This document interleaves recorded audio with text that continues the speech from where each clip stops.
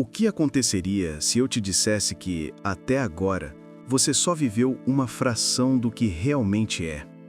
Que aquilo que você chama de eu não passa de uma sombra do seu verdadeiro ser, apenas uma pequena parte de uma imensa estrutura que opera muito além da sua compreensão consciente. Durante séculos, os sábios de diferentes tradições ensinaram que a nossa existência não se resume a um único corpo físico, mas se manifesta em vários níveis sutis que interagem entre si. Esses níveis, que chamamos de corpos, formam o alicerce invisível da nossa realidade.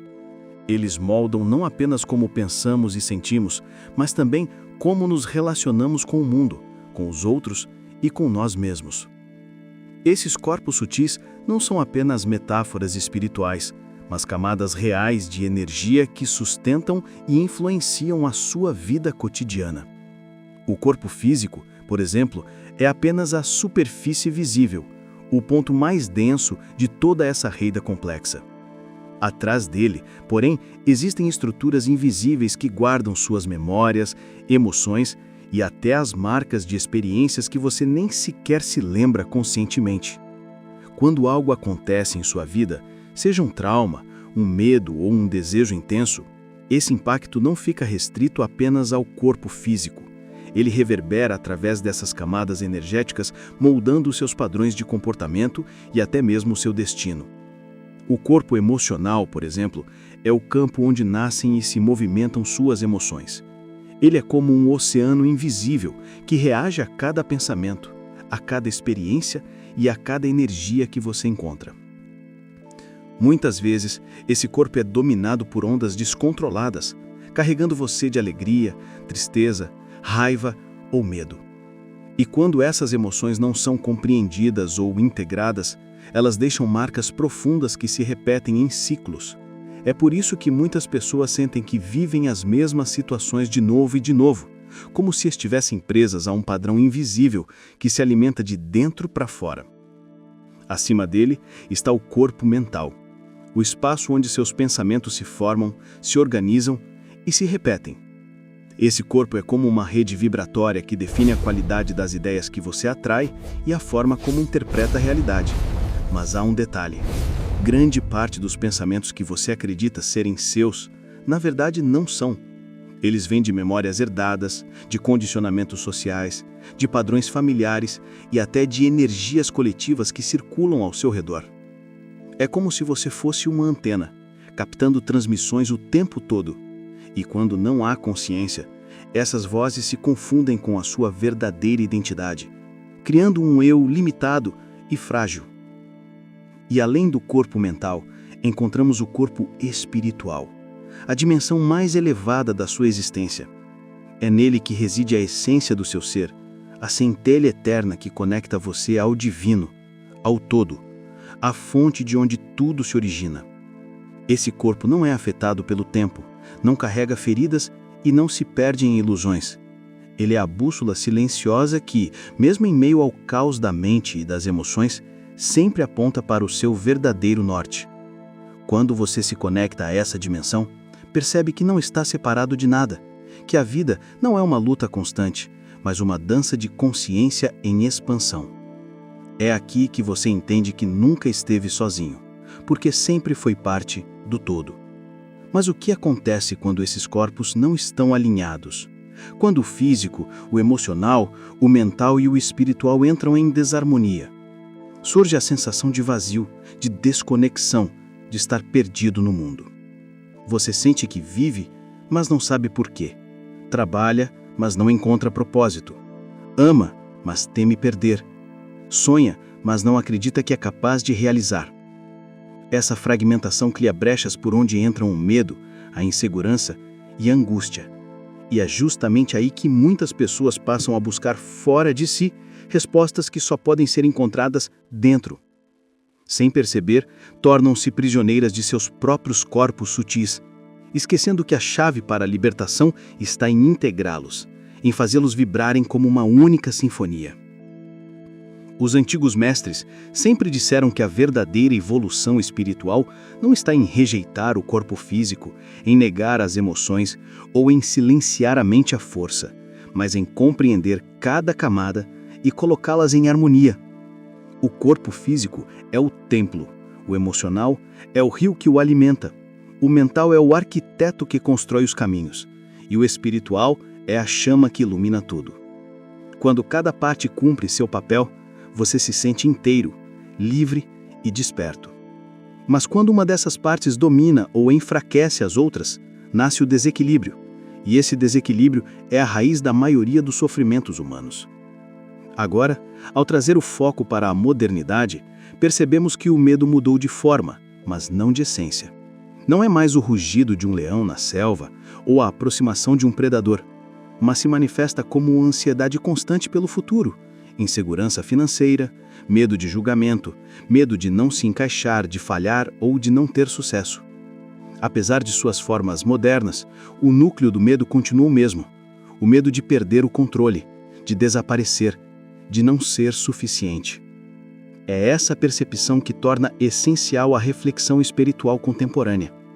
Hoje, o medo não protege mais, ele limita. E se não for observado, pode se tornar o inimigo silencioso do seu propósito, do seu potencial e da sua paz interior. As antigas tradições nos deixaram um mapa valioso. Elas nos lembram que o medo é uma ilusão com aparência de realidade, um mensageiro com máscara de inimigo. Hoje, ao trazer essa sabedoria à luz, nos preparamos para entrar no coração do mistério. Como o medo realmente se dissolve? O que acontece quando deixamos de obedecê-lo? E se o medo não for o inimigo, mas o mestre mais rigoroso e, ao mesmo tempo, mais sábio que teremos nesta vida? Essa pergunta, aparentemente paradoxal, abre as portas para uma nova maneira de enxergar aquilo que por séculos nos limitou, paralisou e escravizou. Para começar a eliminar o medo, não basta apenas rejeitá-lo. É necessário compreender sua raiz, sua natureza profunda e o que ele tenta nos ensinar sobre nós mesmos. O medo é uma construção mental, alimentada pela energia emocional do corpo. É uma aliança entre a mente e o sistema nervoso, que foi codificada ao longo do tempo. Cada vez que sentimos medo, o que realmente experimentamos não é o futuro, nem o perigo real, mas uma imagem interna projetada como um cenário possível. Em outras palavras, o medo é a imaginação ativada pelo trauma. E é aqui que reside a chave espiritual. O medo em si não é real, mas a experiência que temos dele é. Ele se disfarça de lógica, prudência e sensatez, sussurrando: melhor não faça, espere até que tudo esteja perfeito. E se falhar? E se rejeitarem você? Na verdade, o medo não previne perigos, ele mantém você pequeno. Energicamente, é uma frequência baixa, alojada na parte inferior do corpo energético, associada à sobrevivência, escassez e desconfiança, bloqueando o fluxo da energia vital. Mesmo alcançando sucesso, amor ou saúde, o medo persiste se não for compreendido, porque ele nasce da interpretação inconsciente do mundo, não do mundo em si. O primeiro passo para transmutar o medo é senti-lo plenamente, sem se identificar com ele. A maioria das pessoas bloqueia, intelectualiza ou transforma o medo em agressão. O verdadeiro alquimista permanece presente dentro do fogo emocional, dizendo mentalmente: aqui estou. Não fujo, não luto, não nego, apenas observo. Nesse momento, algo milagroso acontece. O medo começa a se dissolver, não porque é vencido, mas porque é abraçado com presença. Essa presença reorganiza a energia dentro do corpo. O segundo passo é reinterpretar o medo, percebendo que ele é o mensageiro da alma. Por exemplo, o medo de fracassar não pergunta como evitar o fracasso, mas revela por que você precisa do sucesso para se sentir valioso. Assim, cada medo indica um desejo não realizado, um anseio da alma reprimido por anos. O terceiro passo é observar o medo com consciência. Você não é o medo, você é o espaço onde ele surge. A identificação com ele perpetua seu poder. Ao observá-lo como visitante, você começa a recuperar controle sobre sua energia. O próximo passo é a prática diária para transmutar o medo em poder interior. Primeiramente, reconheça o medo com nome e forma. A negação fortalece a sombra. Ao nomeá-lo, você reduz seu poder. Feche os olhos, respire fundo e pergunte-se com honestidade: o que me assusta hoje? Diga em voz alta ou escreva. Por exemplo, tenho medo de fracassar neste projeto. Ou tenho medo de não ser suficiente para os outros. Em seguida, transforme esse medo em um mantra de poder. Se você teme não ser ouvido, repita: minha voz é valiosa. Minhas palavras tocam corações e transformam realidades. Faça disso um escudo vibracional, repetindo, sentindo e reescrevendo sua narrativa interna. A terceira prática é a respiração consciente quando o medo surgir. Ao sentir ansiedade, bloqueio ou tremor, permaneça no momento, faça 10 respirações profundas direcionadas ao local do corpo onde sente tensão, dizendo mentalmente: inspiro segurança, expiro medo. Isso reprograma o corpo, ativa o sistema nervoso parasimpático e cria um estado de segurança interna. O próximo passo é enfrentar simbolicamente o que você teme. O medo precisa de ação para se dissolver. Teoria sozinha não basta. Toda semana, faça algo que desafie suas limitações. Grave um vídeo, compartilhe uma verdade, aproxime-se de alguém, aceite um novo desafio. O foco não é o resultado, mas o ato de agir apesar do medo. Cada pequena ação envia uma mensagem ao universo e ao seu subconsciente. Você não é mais governado pela sombra. Você assume o controle. Em paralelo, purifique seu campo energético diariamente. O medo se adere à energia como poeira ao corpo. Então, limpezas simples são essenciais. Pode ser um banho consciente, imaginando a água levando embora seus medos, uso de incenso como sândalo, sálvia ou palo santo, ou uma meditação, visualizando uma chama no plexo solar queimando dúvidas.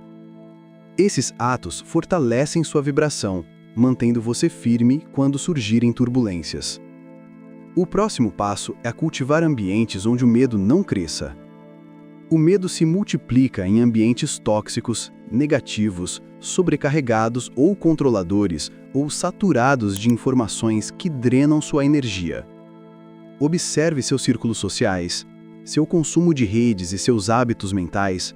Pergunte-se: essa conversa me fortalece ou me enfraquece? Esse conteúdo me eleva ou me prende em ilusão? Estou alimentando meu medo ou minha luz? Faça mudanças conscientes sem culpa, com poder e intenção. Crie espaços que favoreçam sua evolução e sua clareza interior. O último passo é agradecer ao medo antes de liberá-lo. Reconheça sua presença e intenção original: proteger você. Diga em voz alta: obrigado, medo. Você me ensinou. Agora escolho ser livre. Esse gesto simples e monumental inicia um renascimento interior, sinalizando que a invencibilidade não é ausência de medo, mas presença de coragem, consciência e ação alinhada. Agora que você compreendeu o medo como energia, mestre e portal para seu poder interior, é hora de trazer essa transformação para o cotidiano. A verdadeira mudança espiritual não ocorre apenas em livros ou ideias, mas nas decisões diárias, nos pensamentos recorrentes e na forma como você responde quando o medo bate à sua porta. Comece reconhecendo o medo com nome e forma. A negação apenas o fortalece. Feche os olhos, respire profundamente e pergunte: o que me assusta hoje? Nomeie-o ou escreva-o, sem censura, sem julgamento. Transforme-o em mantra de poder.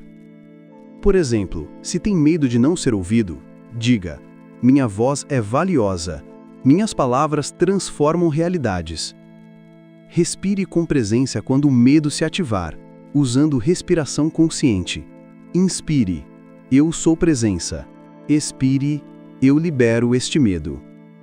Essa prática reprograma o corpo e ativa a segurança interna, ensinando você a responder, não reagir.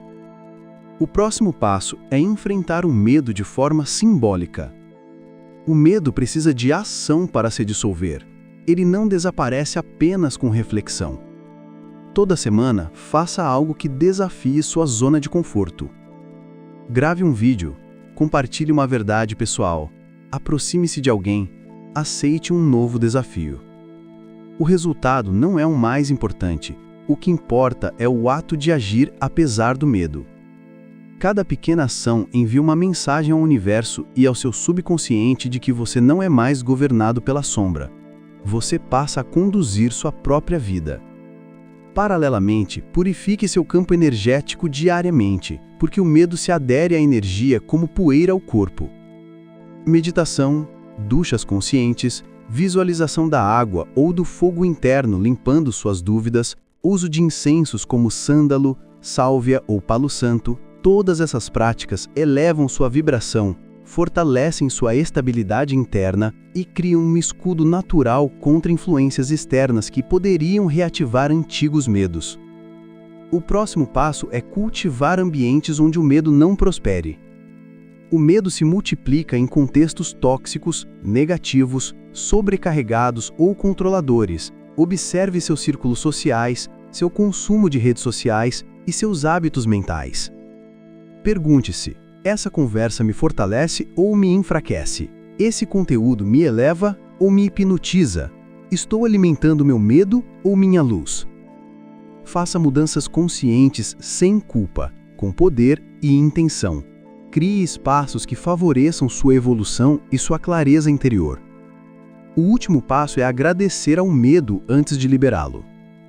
Reconheça sua presença e intenção original: proteger você. Diga em voz alta: obrigado, medo. Você me ensinou. Agora escolho ser livre.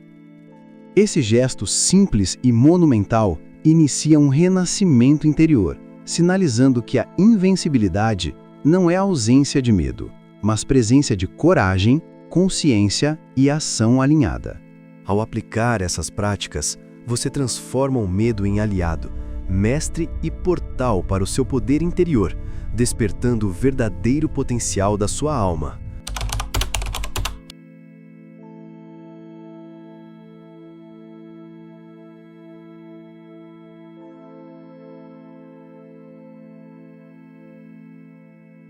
Que essa imersão tenha sido um aprendizado para você. Deixe o like, inscreva-se e vamos crescer juntos.